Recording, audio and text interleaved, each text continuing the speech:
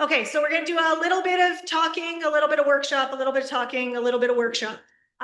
This session, your outcomes will be whatever you put into it. So I'm going to leave you with a lot of nuggets and a lot of ideas. The more work you want to lean into starting some of the documents I've got in front of you, or just talk about the concepts, you're going to be steps further ahead when you get back to your organizations to want to do this work.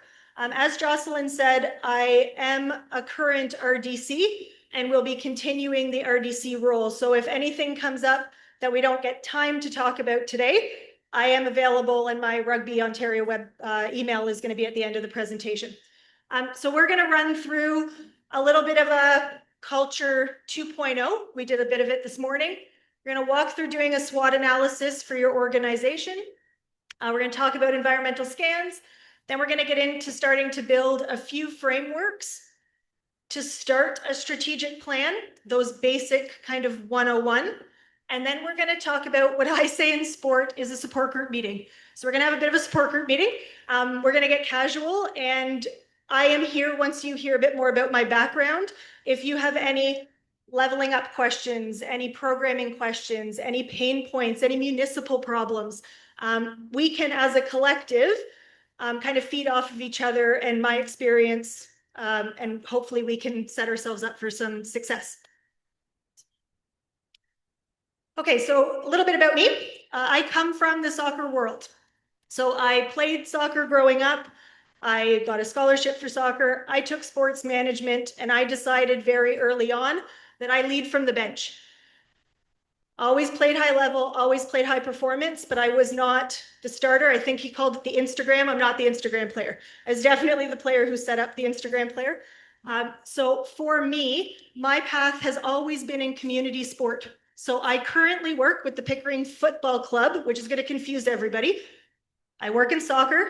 My club is the Pickering Football Club because in Britain, we call it football. Somehow we decided in Pickering that we also call it football. So I'm just going to confuse everyone. I also am an RDC with Rugby Ontario on contract right now. I've done consulting work with FSQ Sport out of Canada and some project consulting work with Canada Soccer for the Soccer in Schools program and a few other initiatives that came through their Club Plus club development portfolio last year. And just a nugget, if we don't know in this room, we have a really, really, really big event coming in 2026 in the world of soccer. And Canada, US, and Mexico will be hosting the World Cup in June. So if I take my Canadian, Italian heritage with my Scottish husband, we're very excited. And me personally, Canada may end up playing Italy in the home opener in Toronto. So depending on how Italy comes out of the playoff, that could be one of the biggest games in this World Cup, getting Italy to come here. So we're going to keep our fingers crossed for March that Italy makes it. And I'm going to be one happy camper. So just so you know, there's a lot going on in the world of soccer right now. But soccer's, I'll say for this room, we are fortunate and we are privileged in soccer that I get to do this as a full-time staff member. Our boards are volunteer. We have roles within our organizations that are volunteer, but we are majority staffed. So I'm going to walk you through very quickly the Pickering football organizational structure, and then we'll get into some culture and strat planning. This is my slide to grind us all to a halt. As community sport organizations, we are constantly against lack of time, lack of resource, lack of bodies. So anytime from a leadership role, and that's whether you're a coach, a match official, wearing a board hat, wearing multiple hats, anytime you come up against chaos, remember, hurry up and slow down. So my mantra in operations and community sport is hurry up and slow down. We spend so much time in hurry up that we forget to slow down. Does that resonate with anyone? Okay, so we are so go, go, go. Our 52-week calendar, especially in soccer, never stops. You'll see as a full pathway organization, I am operating full staff, full capacity, full volunteer, 100% of my 52 weeks. It's nearly impossible. But in strategy, we have to hurry up and slow down long enough to find the balance between the pace of the day and our need to plan. My next grounder is, if you want to be excellent, you can't just say, I want to be excellent. Excellent only comes with intention. So as we do this work, if we're not intentional about our goals for being excellent, whatever excellence looks like, if we're not putting vested effort into that excellence, we are to blame, because excellence just doesn't come. I'm sure that the Olympian doesn't turn around and say, I didn't have to give a lot of effort, I just ended up at the Olympics, right? So we have to look at as an organization and as the business of sport, that we have to hurry up and slow down and be intentional about our goals for excellence.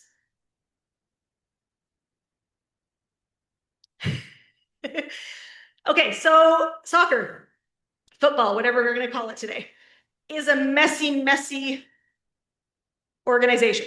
We have a lot of layers, a lot of governance. We have clubs, districts, provincial bodies, national bodies, FIFA on top of us. So when we talk about governance, and I'm sure day to day in your rugby worlds, you know your layers of governance, we are so over-governed in soccer and so layered. And we have 15 different operating systems that are all working at any one time. So it is complex. But for Pickering's model, we're a full pathway club, which means we run everything, I call it cradle to grave. So our programming starts at 18 months in our U2 toddler program, all the way up to our walking soccer program, which is 70 plus.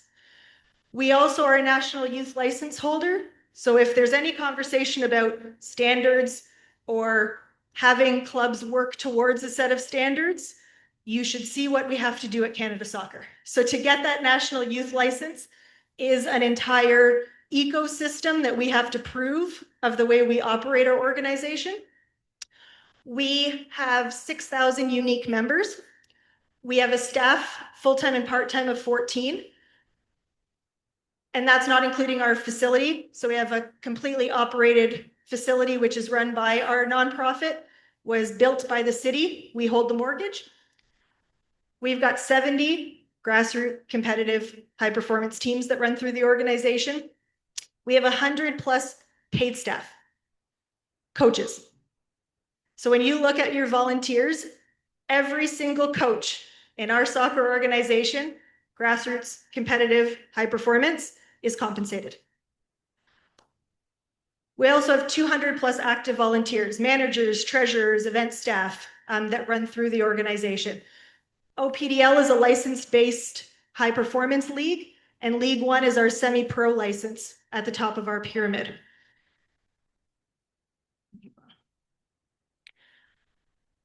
We're going to get into this, but this is where we start.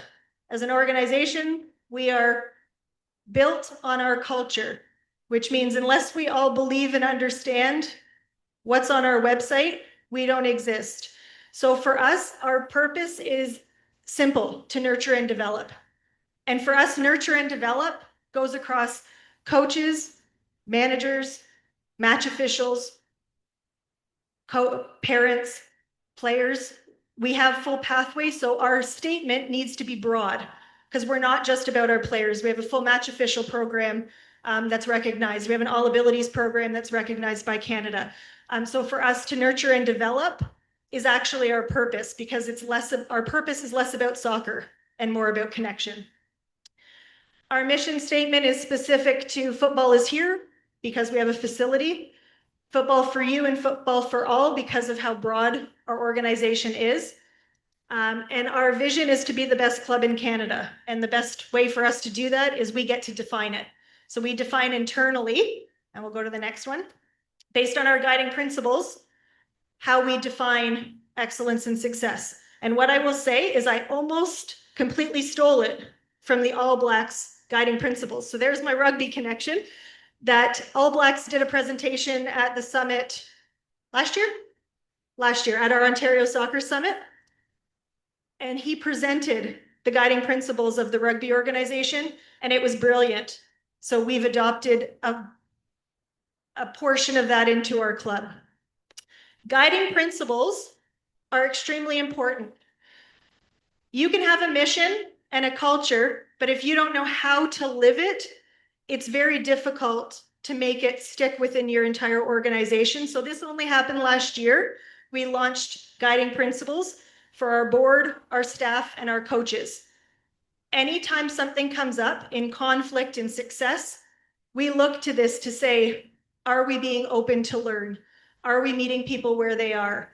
Are we guiding with excellence? Is our response rate exceptional? Because we've said that this is part of who our organization's core is. Yep. This is our org chart. We are fully staffed. Some of you might be jealous, but this is also a lot of work to hold this model. So we have a board of directors. We have an executive director. We have myself, who's the director of business operations.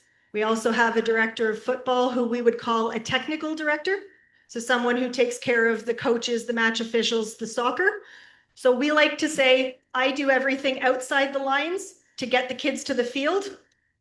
And our director of football does everything once they're inside the lines. So it's kind of administration, operations versus technical and delivery. Then under that, we have teams.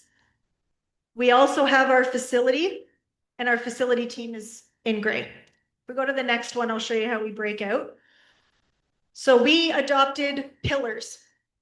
We have community, which is our recreation, our all abilities, our pickleball. Pickleball's a thing, like adults in pickleball. It's a jam. I spend most of my time breaking up adults because they don't want to play advanced and beginners. It's awesome. Then we have our facility. So facility is a pillar. Community, which is our recreational programming. Grassroots competitive, which is our district and regional teams.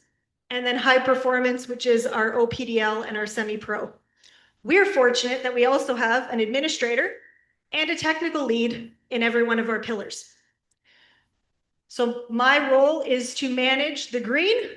The DFO's role is to manage the black. So I take care of the operations and the admin. Our DFO takes care of coaches, technical standards, player development. Then we have support staff underneath. So we've got a member services desk that takes care of our info at Pickering FC and our front desk phone, our bookkeeper, and our marketing and comms coordinator. So they work across all of our pillars. Can we go back one? No, we're just going to stop here. What I want to say is, does this seem overwhelming to anyone? Like from your seat on the bus? Absolutely. If you were to lose 1,000 of your 6,000 players, does that reduce size of each of your pillars, or are you based on funding and sponsorship to continue the stability of each pillar? Yeah, so we're about 100%. So from a feasibility for this model, and remember fully staffed, we run about a $3.4 million operating budget. And of that operating budget, we have reserve. And from that reserve, we have not raised fees in 5 years. So from that perspective, we've created an organizational chart that can manage, but the pandemic taught us a lot. In the pandemic, this reduced by half and we've rebuilt. So sure, there's factors that are always going to be ebbs and flows. And if we're not strategizing and not programming correctly and a pillar drops, of course, our pillar team drops. Who gets that work? Me. So anytime we've had a flux, then it's my job to take over that program until we can sustain it. I'm going to challenge all of you for the rest of our time together. This can equal a volunteer structure. So we're all going to take a deep breath. This seems overwhelming. It seems like a staff structure, but I'm going to reverse it on you. And we're going to get outside of our comfort zone a little. There is absolutely no reason why your club doesn't have an org chart. And there's no reason why you don't have pillars, structure, committees, framework. And we're going to spend the rest of the day talking about that. So although I just made it feel like soccer's got a lot of money and we can staff and this all looks awesome and we've got 6,000 members, this model could be adapted to a club with 100 who is all volunteer based, because the framework's the same. If you're a club of 100, what do you do with those 100 members? And you should still be organized. So we're going to kind of challenge ourselves with that concept. Okay. Any other questions specific? And we're going to do a good 10-15 minutes at the end. And I'm going to come down and we'll have a chat. Go for it. So, executive director, operations and director, football operations, these are staff, right? Everything from board of directors down is staff. Yeah. Is your director, staff directors also on the board? No, our executive director is the only report to the board. Yeah. We are a senior leadership team in white. So we meet more often and we are just structure and strategy. We don't program. Everyone who programs is underneath. So it'd be like in your circle, if you had a board of directors and an executive, your executive may sit as your executive director. And then if you have a director of programs and a director of player development, they might sit underneath. And then the people who help run the programs from a volunteer capacity could be underneath. Okay, save any other specific Pickering-y kind of questions or structure questions, and I'm going to leave a lot of time at the end for us to chat it out. So we're going to stretch. If your club has a mission statement, stand up. If you have an active mission statement, purpose, vision, mission, values, is it on your website? If it's on your website, stay standing. If you have to ask your friend, maybe you don't.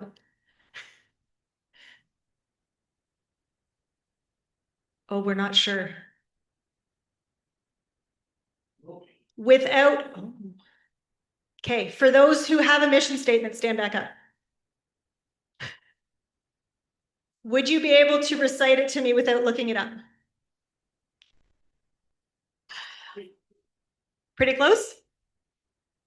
Would your members be able to recite it? Sit back down. If I was to do this at an Ontario soccer conference with 600 clubs staffed, it would end the same way because I've done it before. This is an infancy in community sport. So how amazing is it for all of you that when you leave today, you're one step closer to getting some of these components sorted and a board believing it up on your website, and the potential of starting to fulfill it down into your membership. So a few factors. If you have one, is it current? Has it been on your site for the 20-year history and you've never actually revisited? So when you look at your culture, we're going to start there. So everyone has a project. If you didn't stand up, or if you did and your members don't have the information, spend 5-10 minutes at your next board meeting making this an agenda item. Before you get into the weeds, how do you know what to do in the weeds if you don't know who you are? So there's a bit of reverse engineer there that we have to take into consideration. And that should be revisited every year, because maybe you decide that you're a really strong community program. You're not interested in the high performance space. You're just going to sit in community, and then bam, an opportunity comes up and you start high performance. If you don't revisit, your mission statement may stay recreational focused, but you've also added a high performance program, so it's probably time to refresh. So make sure that there's a cadence. This is where purpose, vision, mission, values are going. So as we move forward in community sport, I want you to use this as an example. Your purpose, vision, mission is no longer a paragraph It's no longer half of a website page. It's concise, it's digestible. Your values is where you can play. So values are, what are the core things that you want your members to believe and live in every time they touch the turf, interact with the coach, interact with the organization? What are some of those core values that you want to build in the little humans that you're working with, or those adults who are representing you? What I love about this one and why I use it as my example is they actually used an acronym. So Aaron Mills has been the Aaron Mills Eagles since they started their existence. They went through a rebrand and they actually acronymed their values. A little bit of a test. Why do you think that an acronym works well for values?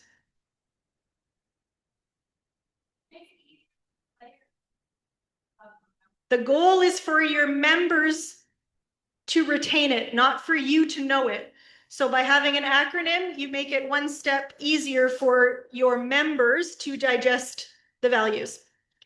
They also started some hashtags that are permanent across their social platforms and pillars. Again, wrapping the eagle back to a value set, which is a whole set of storytelling that they can do within their social media and communications planning. Let's see where our next one is.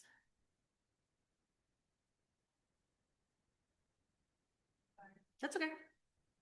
Okay, so we're going to pause there. I'm just going to show you in your package. I have given you a tool to create both a vision and a mission statement.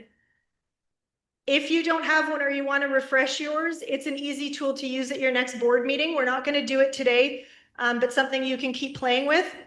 If you fill that out and get to the point where you're ready, it builds it at the bottom and it asks you some creative questions to get you to the goal.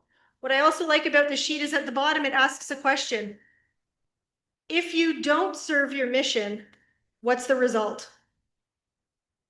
So as organizations, we have to say, if we're not, living that value set and that mission, and it starts to fail, we are failing our members, we are failing the sport, we are failing the community. So to not have it has catastrophic repercussions. And sometimes we won't know that those conditions exist until we see how our organization fits our value base. Okay, I'm also okay if you've sat too long and you want to walk around and listen to me. That's okay too. You guys can get up and move. Who does what? Again, you might see the word staff. Volunteers can be staff members. Going to put it out there. Think about it in a business of sport. If you hold a role that programs, you're a volunteer staff member.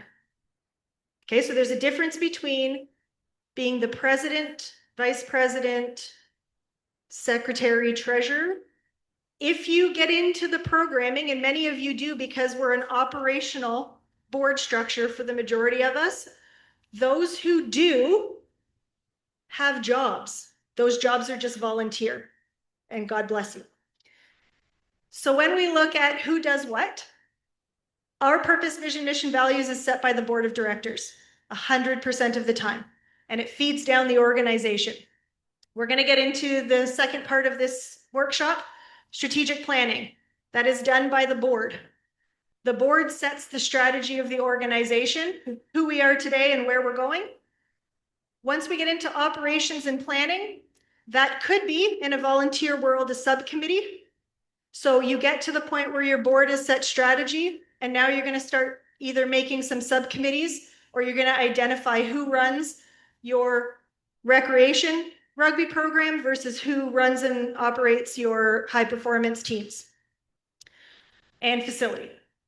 Your programming staff are the inside the lines, make the program happen. Who is your administrator? Who is your technical, player development, head coach, any of those type of technical roles? They're considered programming staff. All of these levels need to constantly be reporting. and bringing those reports back up to the board to set the direction of your organization.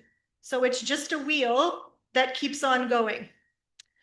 But again, like our first, although this might be Pickering's staff model of who does what, we need to start looking at community sport and a group of volunteers like yourselves as a structured sport organization.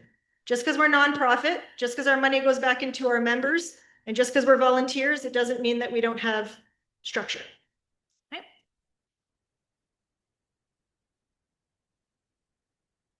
Okay, so now we're going to do a little bit of work. We're going to start with a SWOT analysis, and you have a template in your working documents.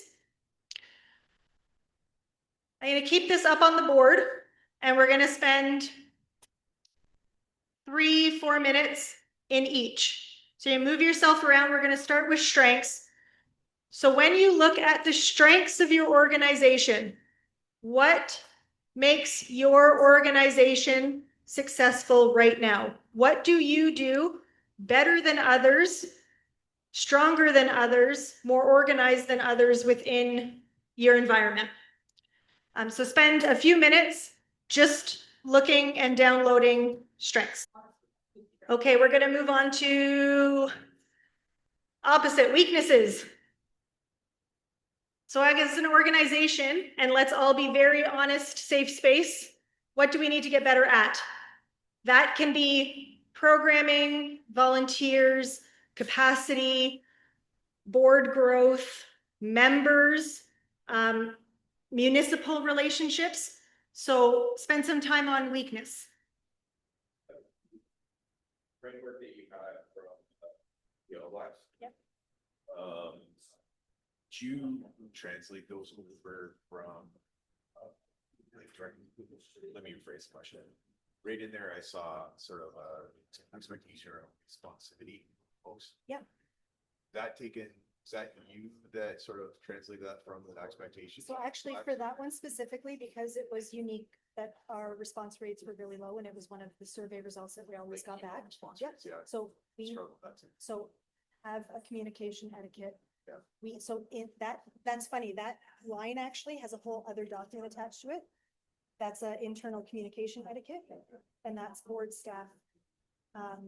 Where like here we have it broken down. So peer-to-peer questions must be immediate within your working day.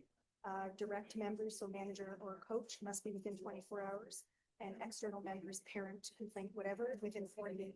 And it ties back to increasing responsiveness. So by putting it in the guiding principle, it allows you to hold each other accountable.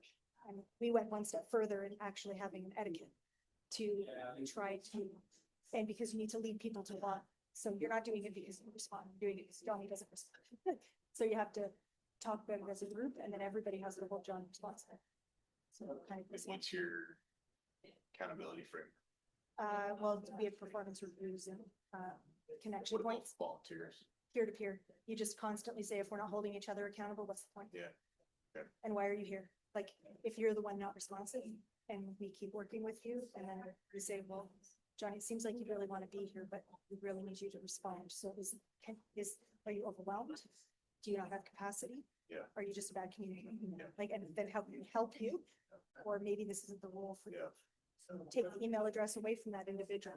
We'll talk about when we do the little roundtable, hopefully some of that stuff comes in. Yeah, so it's one of the things is that Mhm. responsibility from some folks is that they're holding really important roles. You're either over capacity or in the wrong role. Yeah, And you have to be willing to challenge yourself, yeah, because what's the alternative? yeah. Okay, we're going to head on to opportunities and threats. So these are external. So when you're looking at opportunities, is there something another club does or another sport does that you're a bit jealous of, something you would want to take on? Opportunities that you don't have. So you don't have a fanware website, a little bit of extra revenue potential. That could be an opportunity for you. How is your partnership and sponsorship plan? Is that an area you could focus on? You don't bring a lot of revenue in.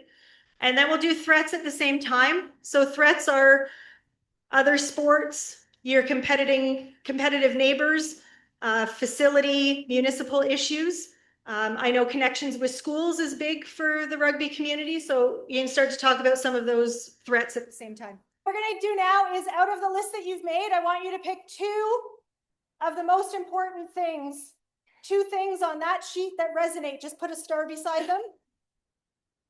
Two things that if you did nothing else in strategy, if you got more organized in that area, you'd be better off. Okay, so we're just going to pause quick as part of this. The work we do right now is a workshop. Don't forget to ask your members what they think your strengths, weaknesses, opportunities, and threats are. Because at the end of the day, we exist because our members are part of our organization. And if we forget to ask them their opinion, it's harder to get them to buy in. You might see a strength or a weakness that you didn't know you had. So even just asking those 4 questions in a very specific survey called an environmental scan to say, hey, members, at the end of every year, we really want to hear from you. We're doing some strategic work. Can you answer these 4 questions for us? You'd be surprised. And at the end, you could say, do you have any skill sets that would you like to support? And leave us your contact information. And it's a great recruitment strategy because you're also asking for feedback. And don't be afraid of negative feedback. That's just a weakness or a threat, and use it as a tool in your toolbox. Okay.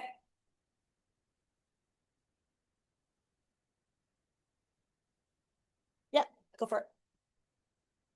Almost 100% of the time, community sports strategy falls into one of these 5 buckets. So the items that you picked as your 2 most important, try to connect them to a topic.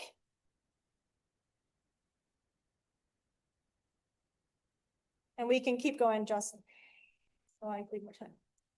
I'm going to move through this quickly, knowing that you have a document to guide you, because I want to spend a bit of time just in a bit of a think tank for that support group meeting. And I don't want to forget to have it. So you're going to take the sentence you just made, and we're going to work on building it out into a strategic plan. When I say strategic plan, it's just the one item. So the one thing we're talking about, how do we actually talk about how we're going to do the thing we just put a star on? Once this is done, I'm going to show you what your document will look like at the end. Okay? So we're going to talk about pick one of your start items. What are some of the actions? So you have another worksheet. I want you to move that one item to the first box. That's your strategy. The one thing you're going to work on, you're going to put it into that first box. Yep, the table that you have.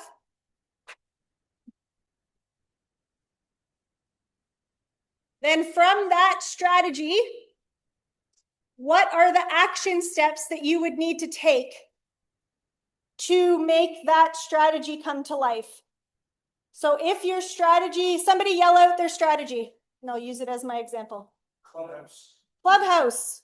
Clubhouse, facility, municipal partnerships, anything. If you don't have a home and that home isn't thriving, let's use that as the example. So a clubhouse is the example. Where are you right now with building your clubhouse?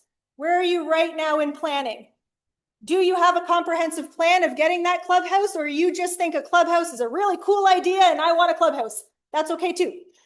What action steps right now do you need to do to work towards that clubhouse? If you've never thought about a clubhouse, your action plans are, let's get clubhouse on our agenda every meeting for 5 minutes to start talking about what we need. Municipal connections. Have we had a city meeting in a while? Is there private opportunity? What would that private opportunity be? What tends to come out in your action plan is building a clubhouse strategy. And then what do you need to do? Are you going to create a committee to build that strategy? Is one person in the organization keen on getting a clubhouse and is going to take it on and be that person? So you might, in your actions, build the plan review the plan, decide what you want to do to action the plan. You can't go straight from strategy to action. It sounds great, but like you've missed all the action steps in between. So slow down at the community level and talk about 2 actions that you would need to do today to get closer to the goal. Then your next step is who's responsible in life, in projects, in action. Only one person can be responsible for something to hold it accountable. Many people can be involved, but only one person can be in charge. And that's just this natural philosophy that if you can't hold someone accountable, then everyone's to blame. So if the whole board takes on the clubhouse at the end of the year, you're just pointing blame. But if you say you're responsible for the clubhouse plan, then there's success. And then if a bunch of people are helping, someone is managing the project. So think of it as that project manager. Your next one is budget considerations. So we just had a conversation. If you don't have reserve, if you don't have a fund, if you don't have a grant or a funder, that's a budget consideration. How much am I going to need to build that clubhouse? That should go into my plan. Then the last one, if we can. So your last 2 are measurables and timelines. Community sport KPIs don't need to be data and numbers. Community sport KPIs can literally be, and I joke, did we say and do what we said we were going to do? So at our club, we wanted to build a content calendar for our social media, looking ahead month to month at what we wanted to post online. Our KPI is, did we? Like the action is we wanted the calendar, and the success is, did we actually make it? Because we were getting really bad at doing what we said we were going to do. So the KPI was just the success of we did it. Some KPIs might have data. If you want to grow or retain, that might want to be a percentage. But you have to know what your current percentage is before, as a board, you say 5%. And then you sit at the end of the year and go, well, 5%, we only actually retained 1. So 5 was lofty, but because we didn't look at it. So that KPI might be, what is this year's retention? That's the strategy for right now. We can't have a growth plan if we don't know what we needed to do this year to make that baseline. So that could also literally be the strategy for this year, is to work hard enough to get that data. And the next one is timeline. Sorry, just go ahead. So in soccer, we launch in October and we finish in September, and our fiscal aligns. So in rugby, when's the start of a typical 52-week rugby season? When do we kick off? Is it kickoff? I'm maybe using the wrong word. May 1st. So if we are May to April, think about that when you're building your strategy. And in April, no, did we say May 1st? May 1st, when is your downtime? When is that time when the season finishes and you're starting to roll over? Thanksgiving, November? So for all of you, November should be when you launch your first strategic cycle. So you could be doing right now from May to November, could be when you talk about what you're planning, and then you get the document done when you have the time to invest, and then you launch it based on your calendar. If you misalign and you say, we're going to do all of these things and we're going to start doing them April, is that realistic? If you tried to do anything in April? Probably not, right? Like if I tried to do anything in September, October, November as a soccer club, I'd be crying in a corner somewhere because it's completely impossible, right? So think about that calendar as part of when you should do things. So those last 2 columns of measurable and timeline, Be very specific to how your club operates and when those windows of opportunity come. Where am I at? Okay, so can we go back to the one that had all of, I think it's 2. One more? Okay. So I'm going to finish in the next 2 minutes, and then we'll do a little bit of a 5-minute general conversation. So you're going to take what you just did as the topic from your SWOT. You've looked at what it might look like across an entire strategic plan. I use the gift of AI. Write that into ChatGPT, or if you're talented enough, go for it, and say, turn this into a strategic statement. So I've turned increased membership into a beautiful paragraph. And then if you want to go to the 2 more. All of the items from your SWOT in each of the themes, those 5 themes, can become a shell of your strategic plan. So that first sentence went through and turned into a statement. And then if you go to the next one, it becomes part of all of the strategic things you're going to do in operations and programming. And now you have a plan. That's where we're going to stop today, because if we get any further, it kind of gets into the weeds. Your next step is to take all of your action items and get them into a calendar. So then you start to see, I said I do this strategy and I need these 5 actions and I have to do these 5 actions at this time. Then you start reporting on it at board meetings, because one person is responsible for that mechanism for each. And it then turns into a plan. So I know all of this can seem overwhelming. The Pickering Football Club does 1-year strategic cycles, because we are a community sport and we change as fast as the wind blows. So the 5-year strategic plan is not realistic in community sport. So right now it's, what do we need to do this year? And maybe it's 3 things. Like, any strategy is success. So you don't need some complicated document. You could just have one thing. And if the board is successful at framing out that one thing, that's success. And then next year, maybe we put 2 or 3 things and you just start to build capacity. So if you go to the very last slide, so I am available. I'll make sure that Jocelyn, and I know any of the RDC emails that go out, most of them have my contact information.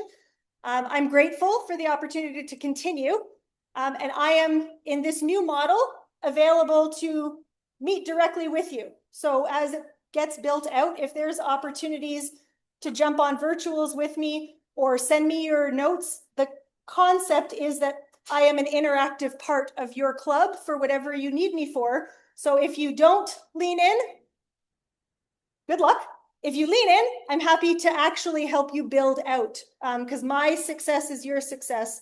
But if, like, as we talked about with the concept, if we don't lean in, then I have to lean out, because the relationship has to go both ways. So I'm going to just stop for the last 5 minutes. I call it a support group meeting because you've seen what I do and where I've come from. We've talked about strategy. I'm okay if we don't talk about the strategy at all. If you had questions from the Pickering Football Club or my 20 years in community sport, gaps or barriers that you have that you want to ask some questions on, let's go for it. Any tips or tricks or recommendations for sport organizations that one of the things that they from like an operational board of directors to like a governance board, with maybe like officers as staff, volunteers. Yep. One day maybe, someday maybe paid staff, but I think most people in this room probably have very operational boards of directors. Yep. And are in the weeds monthly at the board meetings. They can be difficult to carve time, an environment for like the big picture strategic stuff we're talking about now. Yep. Any advice or commentary for that type of transition? So I'm going to challenge you, if that resonated, that you're choosing to be disorganized. You're choosing to stay in chaos, and you're choosing that environment. So as a facilitator, I would turn and say, why are you choosing to stay in the weeds and disorganized to the point where your board meetings seem chaotic? So step one, a structured board agenda.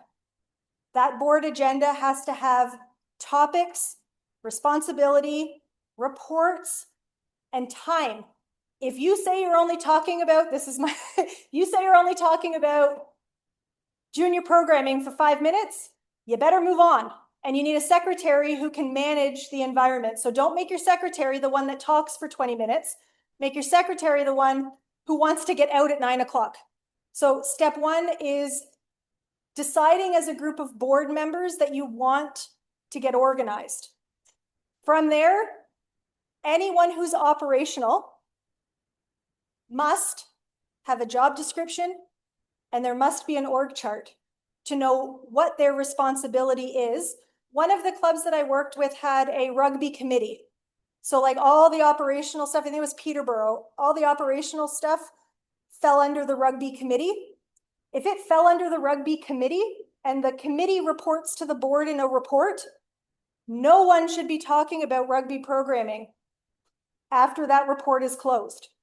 So push yourselves to frame yourselves in a way that it's more report-based and transactional at your monthly board meetings, and you're not coming into board meetings to talk about the parent complaint or the change at Rugby Canada's, let your administrator do the work and have your administrator report back to the board. You guys don't need an hour conversation about why you're frustrated that Rugby Canada's made a decision. It's not what the board is for. You're in, you're out, your skill set, you move on and you trust. So the final comment to that is trust. If there's a lack of trust across your board, which makes those loud individuals get louder or lets the ones take a path of least more resistance down a weeds conversation, and you're not willing to hold each other accountable, which is where guiding principles come in, you're choosing to sit in chaos.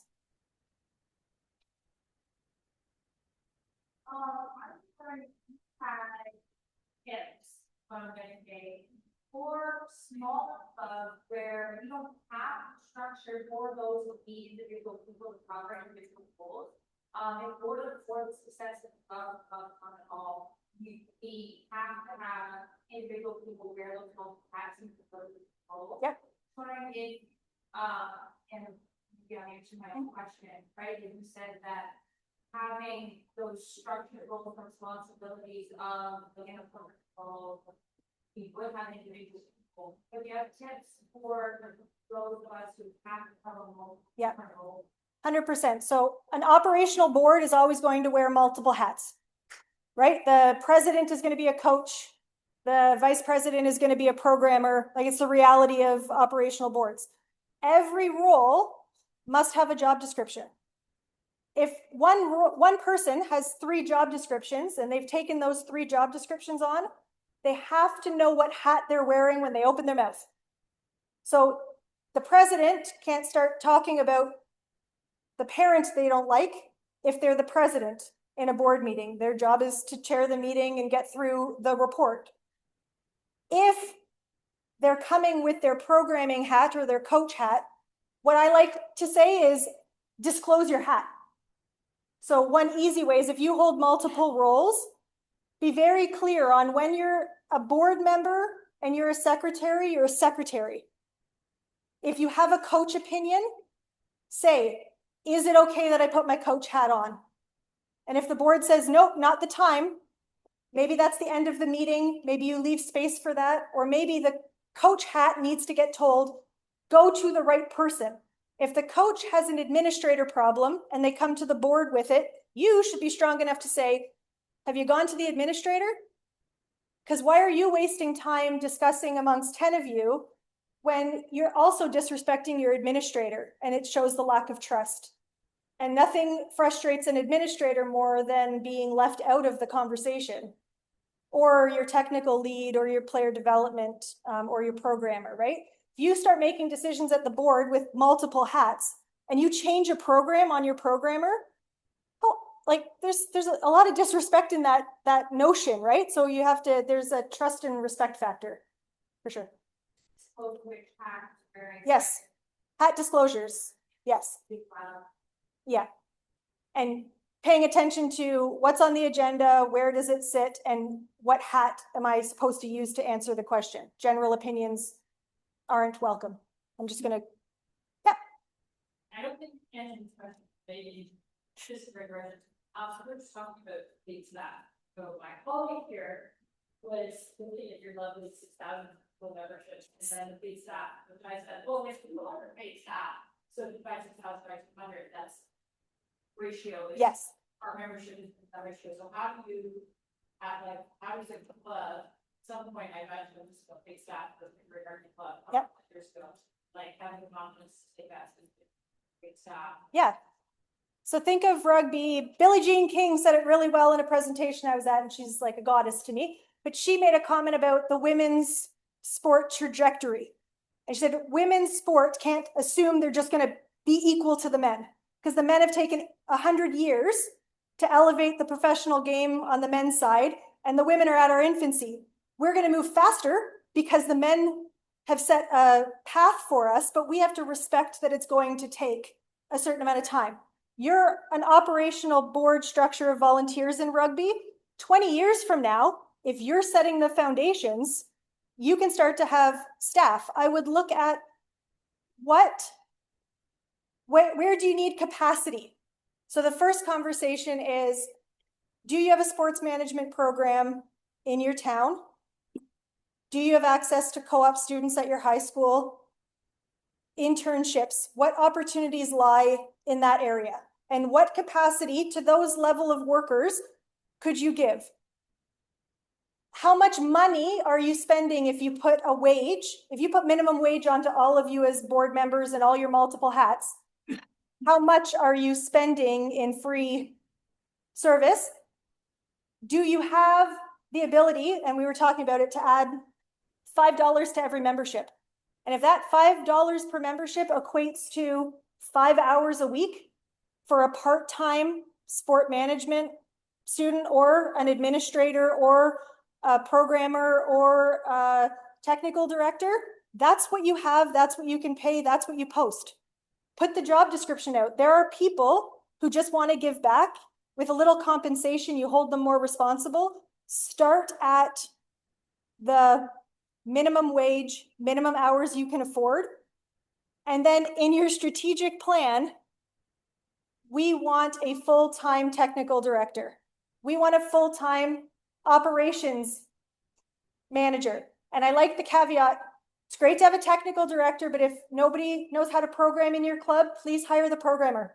Hire the administrator, because the soccer doesn't run if nobody's getting registered. So think of it equal. Start to build towards that goal. And your strategy can be, within the next 5 years, we want a full-time role. Chunk it down, and then you'll see success. Expect success tomorrow, and you're going to feel failure. Okay, I went 7 minutes over. Last question. Well, that question was, in that transition from off board to governance role, what was your suggestion on that person? Say you're going to do it. The step one is say, we're going to work towards an operational board. Call Jocelyn, have me come out, have me start to set your framework, and then actually do it. Like, it's as simple as, it might not be today, but if you're constantly working towards it, you're going to start being less and less operational as you start to put strategy behind it. Yeah. All right. Thank you very much, everyone.